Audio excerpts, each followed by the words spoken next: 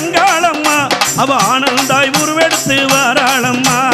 அங்காளம்மா தாயி அங்காளம்மா அவ ஆனந்தாய் உருவெடுத்து வாராளம்மா கத்திக்கா பாலம் கொண்ட அங்காளம்மா அவ காளியாக உருவெடுத்து வாராளம்மா அங்காளம்மா தாயி அங்காளம்மா அவ ஆனந்தாய் உருவெடுத்து வாராளம்மா